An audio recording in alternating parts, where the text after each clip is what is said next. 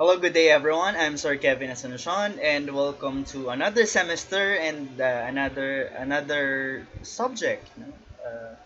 Today we'll be discussing about product management, first chapter, competition, and product strategy. A product might be an answer for the competition, and a product might be a strategy of the company.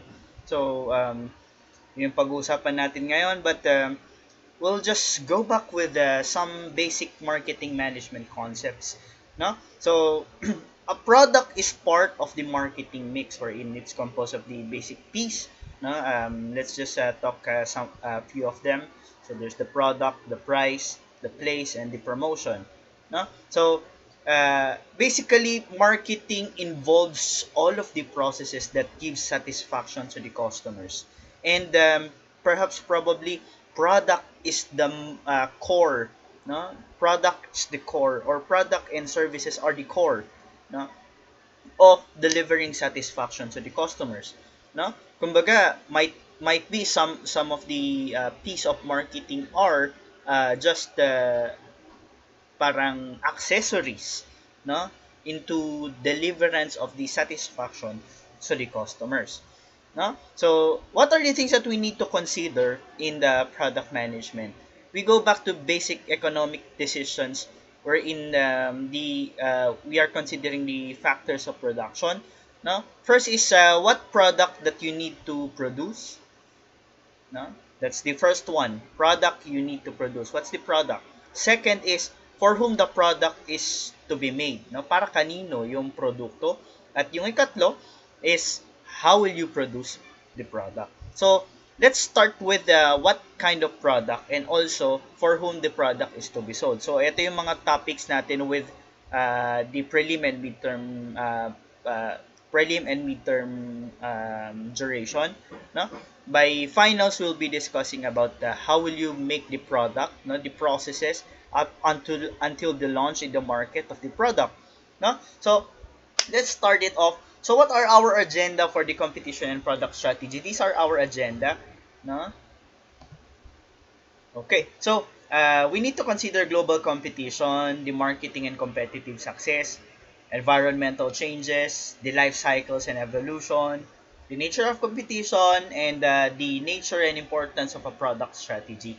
As I've mentioned earlier, your product might be part of your strategy, and also the product a product is might be centered in the competition, no? What you can offer against the competition, no? So by the way, again, this is the core, no, of some marketing plans, no, successful companies, no?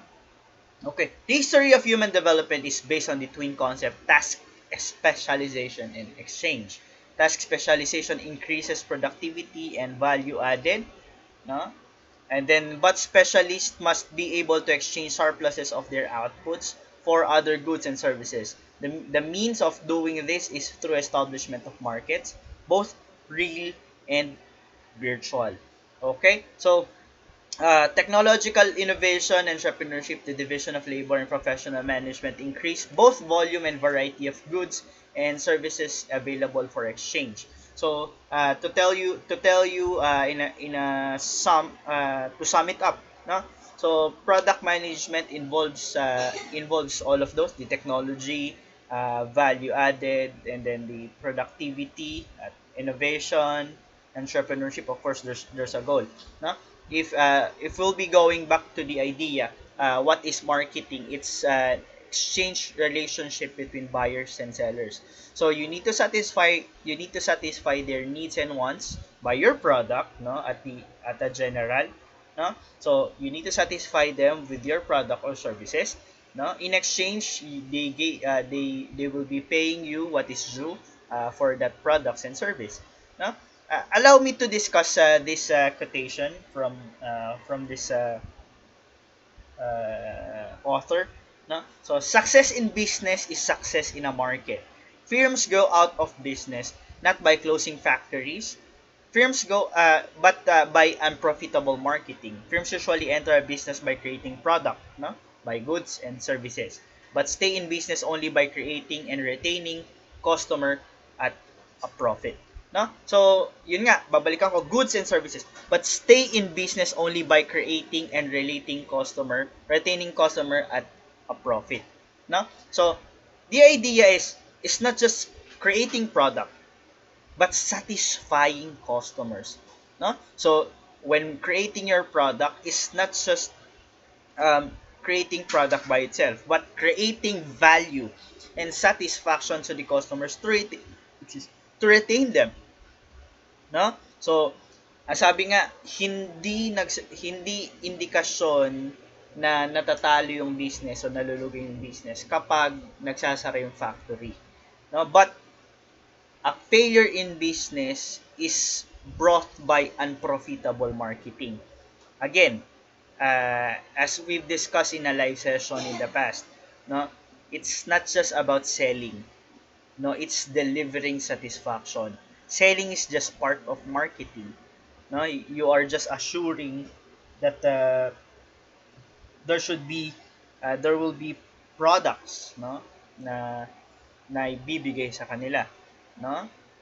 Okay? O yung satisfaction sa product. Okay? So, uh, according to European CEOs, no, there are 8 factors that characterize environmental facing management. No? What is challenging in product management is it is vulnerable with several factors of the environment. It changes. No? So your strategies and the competition changes because of different factors. First is the demand for quality and advice. So, uh, tumataas yung standards ng tao sa pagbili ng produkto. Pansinin niyo na lang yun, people tend to compare products, especially now that because of the e-commerce, na madali na lang mag-compare ng products dati kasi you weren't able to compare them right away. So right now, you just need Google and search about the specification and the reviews about the products, and then yun na. So you can see the quality ng product, no? So nag-iba na yung landscape ng consumerism ngayon. And commercialism and consumerism, no? So a move towards a service culture. So part ng business is establishing a good service culture. An emphasis upon the specialist, shortening strategic time horizons. Now we'll be talking about that the product life cycle naman, no? So scenario planning replacing forecasting, no? So imbes na nagfo-forecast ka ngayon, is pinagpaplanuhan mo what will happen next, no? So kumbaga, ito yung ginawa ko, what's the next scenario. So not just forecasting na medyo mahaba yung horizon as mentioned in number 4, no? It's parang step by step what stems after my decision. Reduction in head office functions because minsan na-divide na yung labor because of that decentralization of organization. A wider international outlook and tighter legislations. No, you know there are products that might not be available with other countries. Ito isa sa nabasa ko tulad ng Coca-Cola is not available in Poland because there are restrictions, there are laws provided, no, dun sa there are laws in place there na nagbabawal sa pagbebenta ng ganon. So those are considerations, no? Okay. So the not just with the product to, no, it's because of the business environment, no? So um, your business environment also accelerate technological change. So right now we are on the e-commerce era we're in, especially during this pandemic. Majority of our transactions are going online, no? At yung mga produkto ay nabibili na natin doon. Globalization is there because of consumerism, commercialism. Open tayo sa pagbili ng mga international brands. That's part of it, no? So naging stiffer yung competition, especially those international products na uh, hinahanap natin, just like your mobile phones are international product because of globalization, no? So mergers, acquisition and strategic alliances, ito is a importanteng part ng business environment natin, our demographics, what the population says, statistics, no? The regularization and privatization, so we will not be discussing more about that. Changes in business practices, downsizing, outsourcing, and re-engineering. So, na-discuss nyo sa marketing management. And ethical and ecological concerns, no? Sa good governance and social responsibility topics naman yan. Okay? So, reasons for success, the management bestseller. They assess superiority of American management and systems, and they stress the entrepreneurial values and money-making ethic. So, strongly challenged by the consumerist movement 1960s and 1970s. And now for that, those are principles in the United States. So, let's go here. So, they are based on the analysis, practice, and procedures in firms or of people who are leaders in their field and manifestly successful. They reduce the ingredients of success to simple catechism or formulae. No? And then they emphasize that the essential catalyst and hero of the piece is the manager. So these are product managers. No? Okay. So what are those 8 attributes? No? So a bias for action, close to customers, autonomy and entrepreneurship, productivity through people, hands-on, value-driven, and stick to the knitting, simple form, lean staff, simultaneous loose, tight properties. By the way, those are part of the organizational environment. No, so kanina is the international environment. No, okay. So, under modern conditions of competition, it is becoming increasingly risky not to innovate. At the same time, it's extremely expensive and risky to innovate. No? How will you visualize this? No? So, yung competition is uh, some some companies do not risk because uh, it's costly. No? It's extremely risky, no, to try something new. But it's also risky not to take the risk because competition is tougher nowadays, no? So if you just stay with your place, you'll be trampled with the idea of competition, survival of the fittest, no? Through time, etong isang magandang idea with this product management subject or this course is you're able to continually develop product in your marketing strategies, no? So again, it's better to risk something, no, than to fail without risking at all, no. Look at what happened to Nokia in the past, no. uh, long before Apple and Samsung released Android phones and iOS devices na naging hit yan, there was Nokia, no? The tech giant Nokia were in 90% of the phones, especially in the Philippines, are Nokia phones, no? Nasikat yan. Pagdating ng mga Express Music, in the past it's 5110, 5210, 62. No? And then nauso yung mga um, Express Music, ayun, kasikatan pa ng Nokia. Those uses Symbian Symbian OS operating systems, no? That uses JavaScript and also what do you call that? WAP technology para makakonect sa internet, no? Kung naalala niyo, we are using free data at hindi natin nakikita yung mga picture talaga dati, no? So Nokia is using that. And then there came Samsung Galaxy series, and then the iPhone 3G, no? So nakaka-connect ka na sa internet. Then the Wi-Fi, no? Wi-Fi versions, no? Uh, Nokia failed to see, no, the competition and also the market need, wherein they continue producing durable phones that they think the market will like, no. But Samsung and iPhone or the Apple corporation knows that people are finding phones that they can make the most out of it. So look at this. All of those applications on your smartphones nowadays are useful, no? Halos nagagamit niyo na lahat. There's a calculator, Though andun naman yung calculator dati, no? Ngayon may scientific na yung Android phone and iOS, no? And then yung mga simpleng ganon, video and photography, games, no? Lahat ng application na naisip mo na kailangan na de-develop na doon sa platforms na 'yon, no? But Nokia continued this Symbian OS wherein they sell, no, yung mga applications nila, no, na sila halos yung gumagawa or their partner companies ang gumagawa, no. So continue sila pagpo-produce, and then all of a sudden things change, nagbago ihip ng hangin.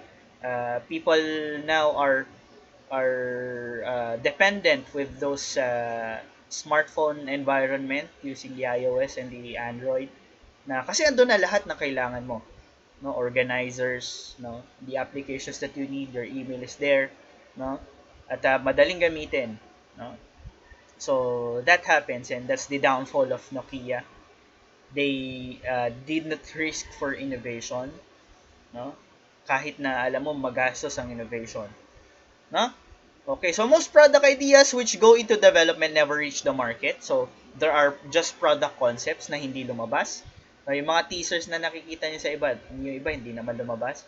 Many of the products which reach the market fail, no. I would like to make an illustration. Look at this. In the past, fidget spinner are selling like hotcakes, But right now, nasa na yung fidget spinner? Is there any development about the fidget spinner? No? Okay. Successful products have shorter life cycle, as I've mentioned. Nung una, it was a hit, no, sa fidget spinner. Now, nasa na, no, yung fidget spinner. So there are shorter life cycle. So how can you be retaining the market na merong shorter life cycle yung mga product? So dito papasok yung innovation. Look at these phones. Every year they release products, new editions, and with upgraded features. And kahit hindi pa sira yung phone mo, bibili ka ng bago. No? Bibili ka ng bago. It's because you think that those specifications you might need in the future. No, kailangan ko 'yan. Mas maganda yung camera. Pwede yung ganyan, pwedeng yung ganyang applications magagawa niyan. No? So, those are your modern considerations now. No? This is the reason why of the companies, no, many companies are successful now is because they try to inculcate innovations, no, cultivate innovations on their given resources, no, para magstay sila sa market. No, so they keep on developing their products, no, hanggang sa may bigay nga nila yung pangangailangan ng tao.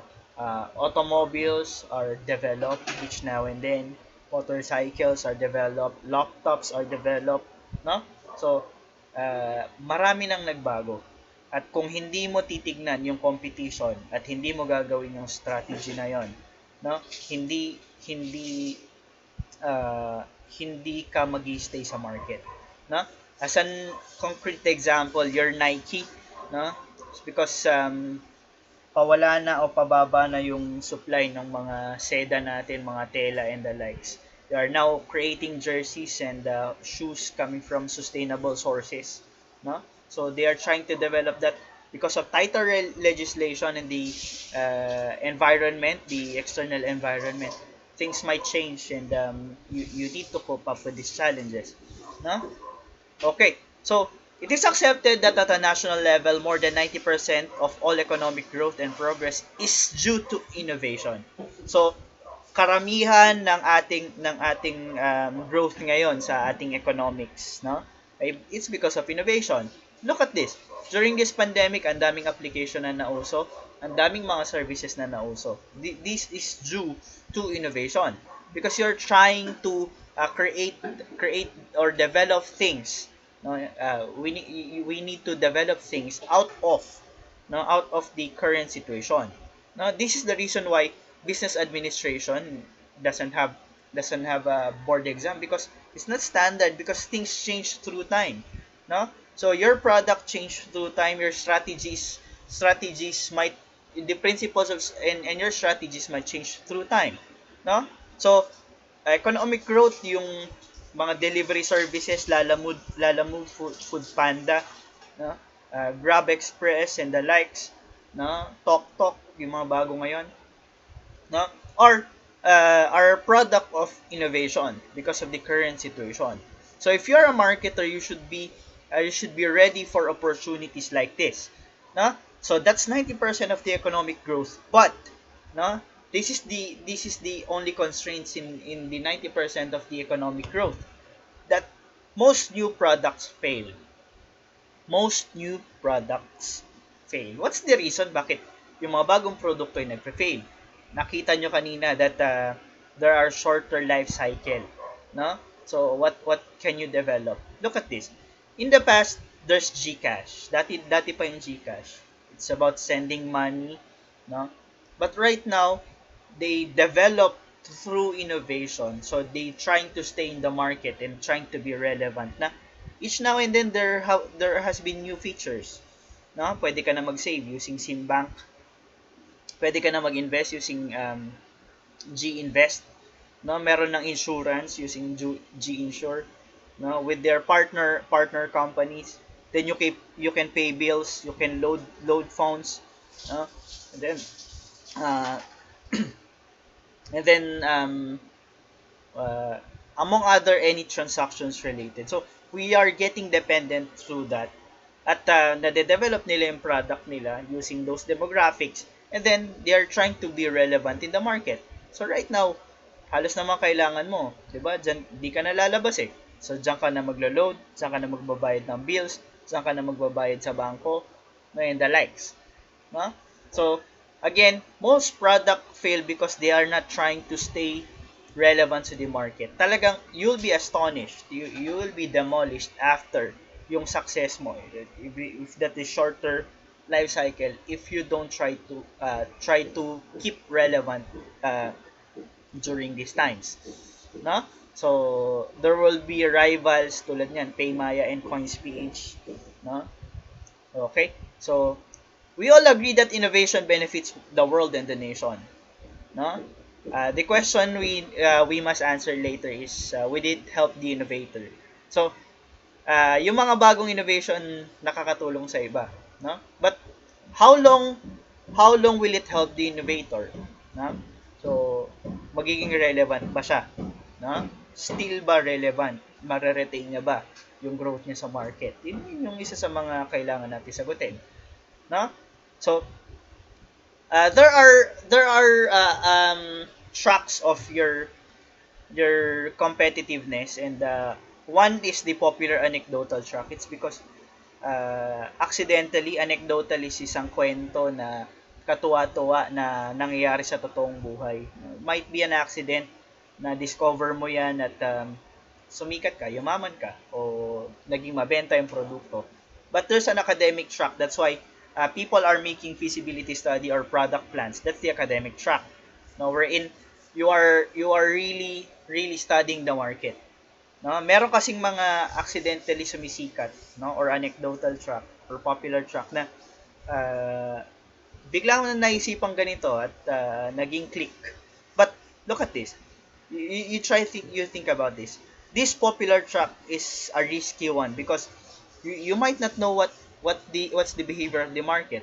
'Di ba merong mga company, merong mga stores na pag nagbukas ang daming bumibili, tapos after quite some times wala nang bumibili.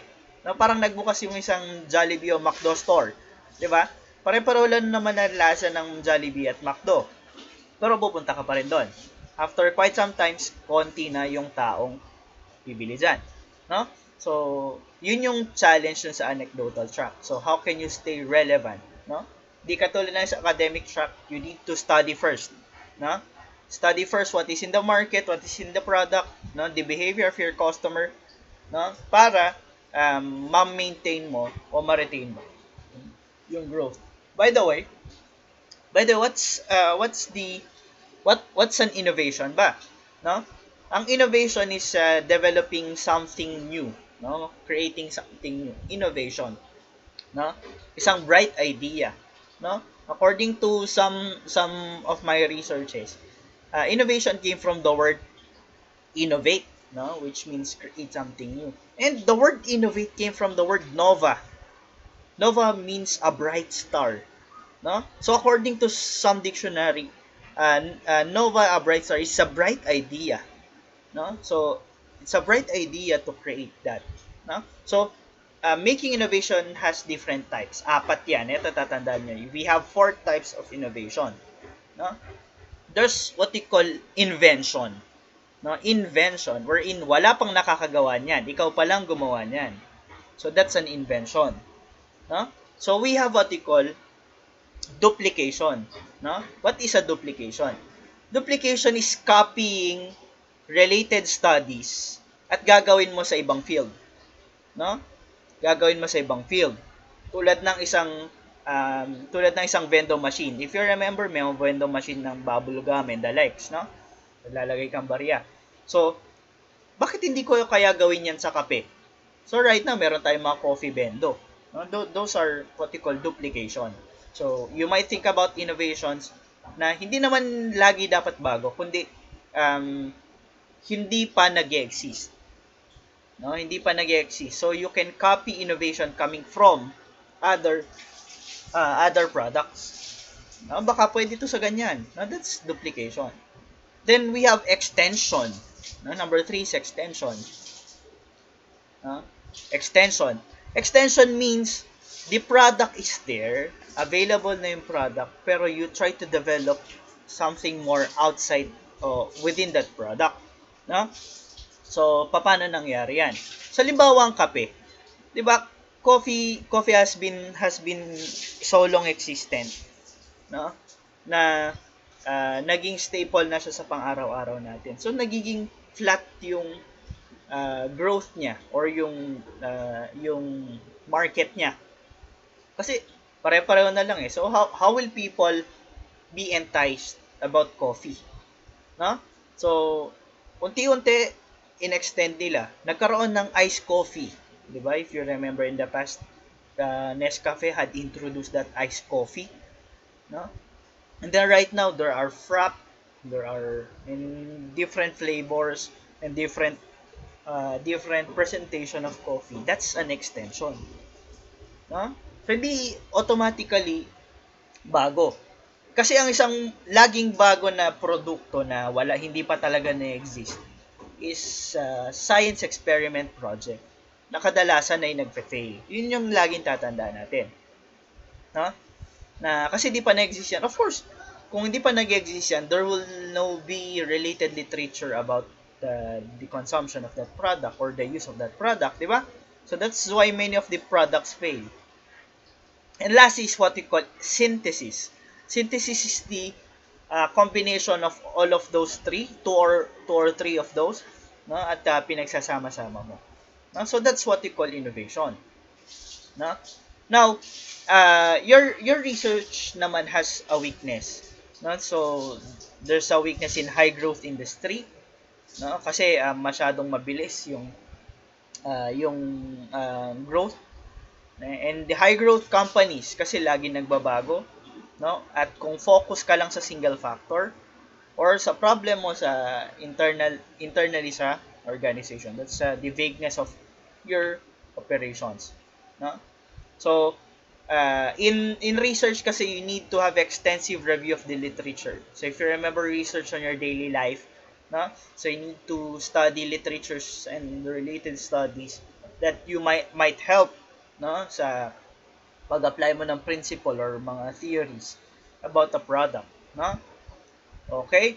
So, an above average company, marketing personnel meet more often with top level decision makers, no? Okay, so they work hand in hand. Marketing responsibilities defined within a sales and marketing department, no? So it's an above average company yan. In a below average company, marketing personnel meet less often with the top level decision makers, no? So marketing responsibilities left to the parent company. So yung mga top management na nag-decision nun pag maliit yung company. But in an above average company, so this marketing group or department, sila yung nagdi-discuss na, no? So they meet more often sa isang above average company, no? So, an above average company do more strategic planning, have plans covering longer time horizons and quantifying strategic objectives. More frequently are more aware of the strategic relevance of the forecast and market share. No? So, all of the environment, no, ay pinag-aaralan nila, no, sa above average company. So, invest more in in-house and external market research, no? Kasi mas pinag-aralan nila, pag mas pinag-aaralan, mas hindi nagkakaroon ng problema, no, sa implementation, no? Kanya they need to invest on research, no? Kasi these are companies na merong pondo para pambili, no? Panggastos sa mga researches ninyo. Okay?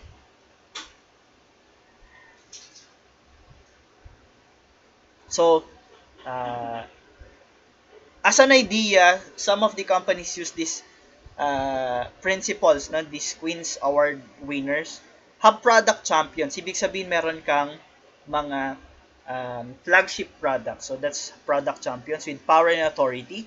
Interact closely with customers, users in designs and development stages.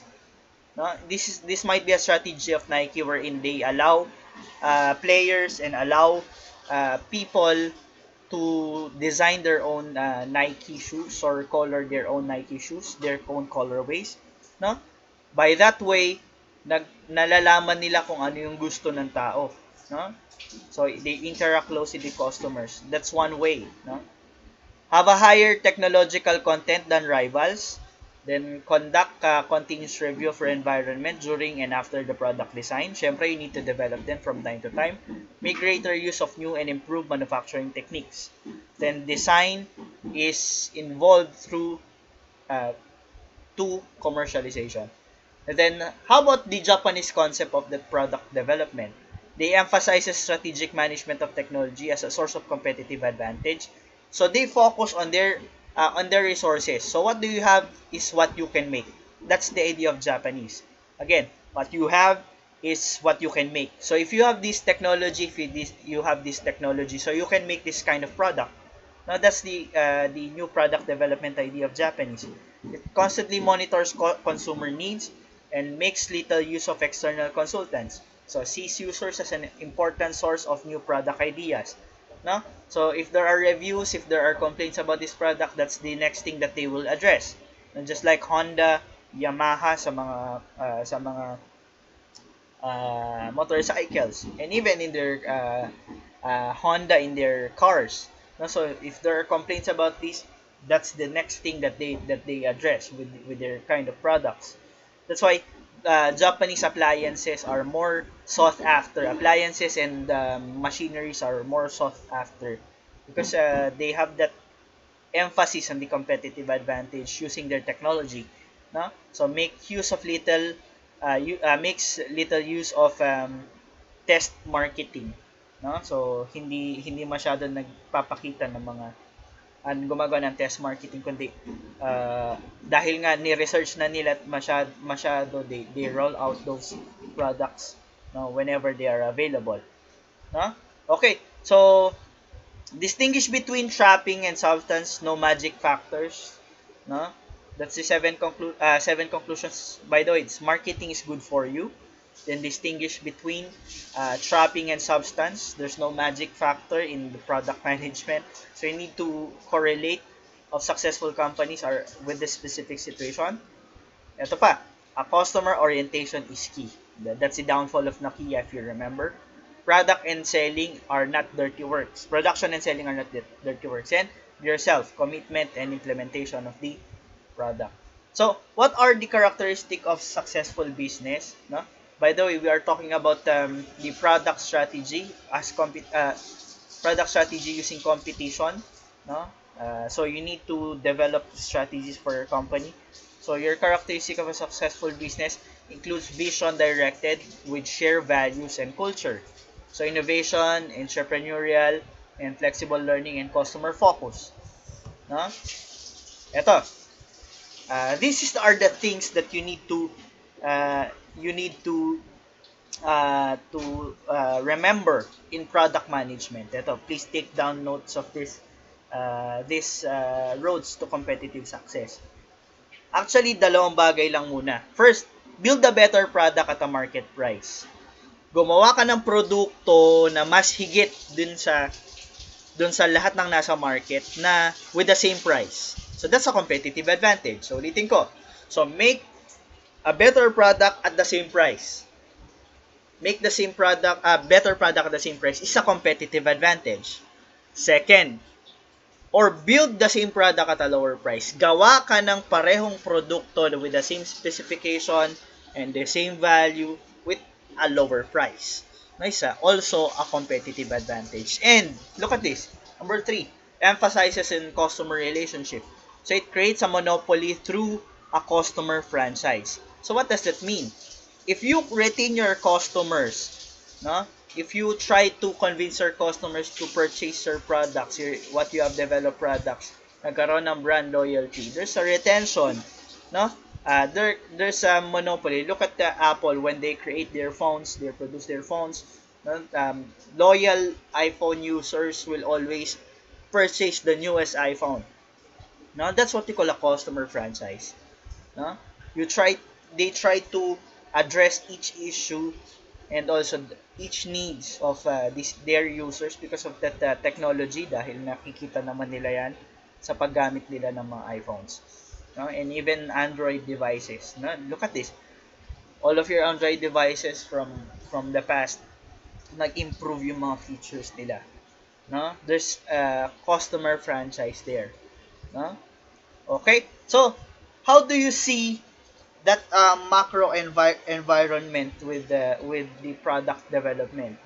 When you develop a strategy, competition strategy, no? So all firms compete within the same macro environment. So kasali sila, marami silang mga kasali sa macro environment. So the nature of environment is determined by a wide variety of factors, usually summarized as the pest analysis. In the past, you made use of the SWOT analysis. That's the strength, weaknesses, opportunities, and threats. So strengths and weaknesses focuses on the internal factors within the organization, no? And the opportunities and threats made mention of the external factors of the organization. Now, pest analysis talks about parang opportunities and threats din. Yun nga lang, talks about this specific environment outside the business. So what are those? Political and legal, economic, social, and technological situations. So what are those? So your political and legal talks about the governance and the laws present, no? That might have that may affect the decision making for your new product development. Look at this, Huawei is encountering this political and legal situation wherein US ban those companies on doing business with Huawei. So that makes your newest Huawei phones starting 2019 yata, no, not containing Google mobile services. So yung iba sa mga bumibili ng mobile phones, they exclude to their consideration Huawei because they cannot get those Google mobile services. Though there are some workarounds pero consideration para sa iba, no? So Huawei is affected with the political and legal situation, as well as eto pa, your economic situations affect the decision making in the product development. Bakit? No? So you need to consider prices, no? Especially if your market are vulnerable with prices. So kung tumataas yung purchasing power nila, okay lang naman na tumataas ang bilihin. Pero sa mga sitwasyon ngayon, especially within this pandemic, the economic situation, it's a financial crisis in the whole world, and prices are vulnerable or volatile, na dahil nagre-react lahat sa presyo ng karamihan ng mga produkto ng mga tao. So, if you're creating a new product that will compete to the market, consideration mo yung price. So, economic situation yan. Then, your social situation, yun nga, kasali dyan, yung group of people, their culture, no? That's a social factor and the technological situation. For at the very least, your company has those technological situation wherein can you able to do this, no? As well as this, what the customers can benefit with that technological situation. So that's what we call PEST analysis from their initials, no, abbreviations of those environmental changes that may affect your new product development.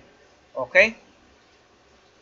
So, technological innovation is both evolutionary and revolutionary process. So, it changes through time and it changes the time. So, please remember that. Technological innovation is an evolutionary and revolutionary process. Evolution, from the word evolution, it changes through time. And revolutionary process means it changes the time. It changes things that we have during this time. No? So kung dati pumupunta ka pa ng mall, dahil ngayon it's a revolutionary process, Shopee, Lazada, and other online stores no are making that revolution of the e-commerce. Evolution is essentially a gradual and cyclical process whereby more successful species displace less successful ones. So, kung sino yung mas sustainable, sino lang nandyan. So, those who cope up with the changes of the time survive. No? So, however, this cycle might be punctuated by discontinuous which have major impacts to the process. So, a consequence of this is that all phenomena have a life cycle. Diba? So, ganito kasi yan. In the new product development, you're considering your life cycle. So, kung papakyat yan nasa top ka, so you will be challenged not to go down. No? That's one fear of product managers. So you need to stay relevant to stay at the top, no? Or else it will decline and it will be eliminated in the near future. Okay? So yun nga as mentioned, no? That in business survival of the fittest is determined by the forces of competition. These are the challenges of the forces of competition. First is the threat of the new entrants. Threat of the new entrants. Number two is the threat of substitution. By the way, what's the threat of new entrants? Merong mga bagong mga competition na dumarating. No? Number two is threat of substitution. Yung threat ay pagpalit ka because of the new entrants. No? Swapping because you cannot retain them because of the value and the satisfaction that they get from you. The bargaining power of suppliers, prices changes, supply changes, no? That's economics, suppliers, and also the buyers. And the bargaining power of your customers. Of course, prices changes, the demand changes, that's the bargaining power, no? Just like right now, kapag there are duopoly like Globe and PLDT is doing now, no? Kapag konti ang suppliers, that's the rule of economics. Tapos maraming demand, mataas ang presyo. Look at our internet now, 'di ba? And then when the law was signed by the current administration, merong bagong telco player at this will be a threat to a bargaining power of customer. Bakit?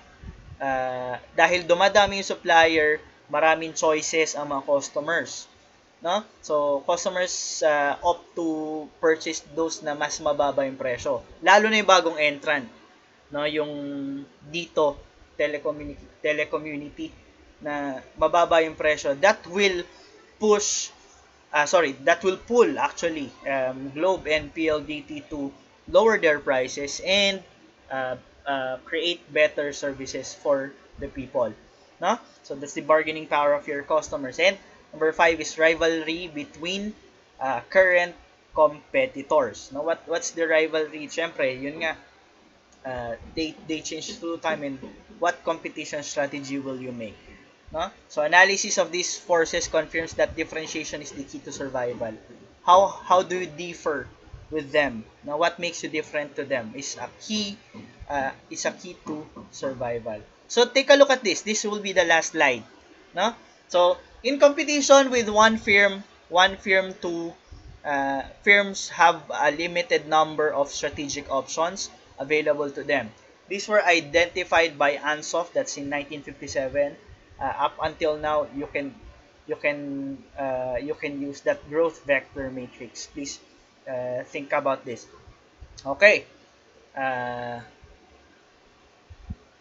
Look at this. So, uh, whenever whenever you see this growth vector matrix, you look at the axis, no? Uh, on an x-axis, you have the product, and the y-axis, you have the mission. So, at the left, this is the mission.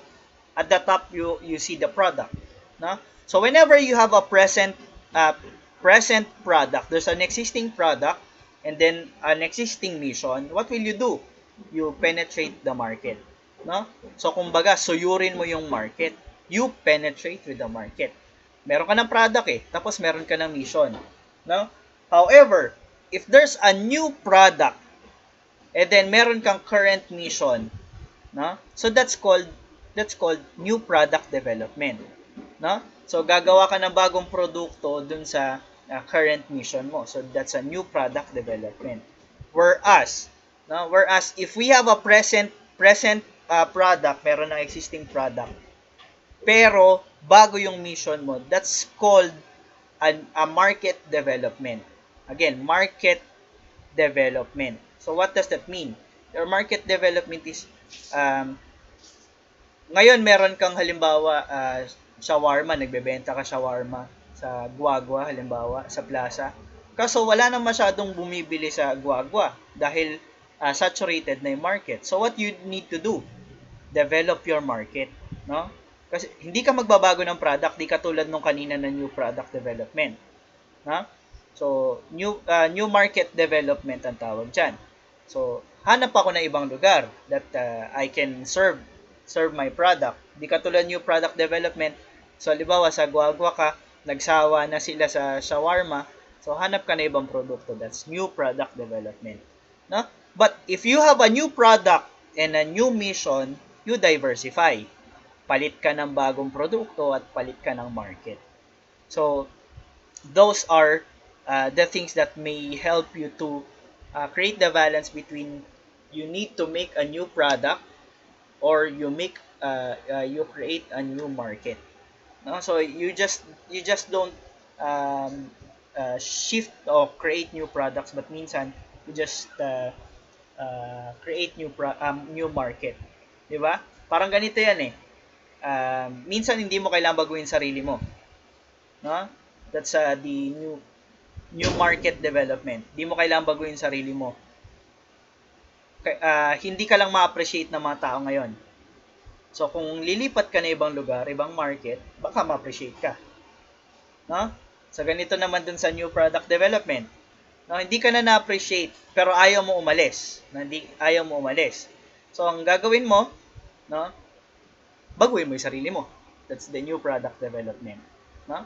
So kapag gusto naman bago 'yung product, bago 'yung market, magpakalayo-layo ka, gusto mong makita what are the other things that you can do, mag-diversify ka.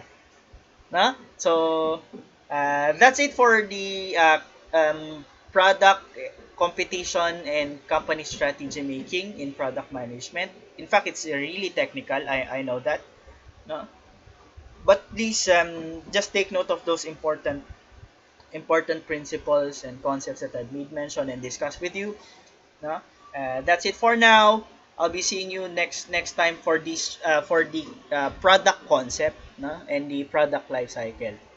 Thank you very much and see you on to the next one.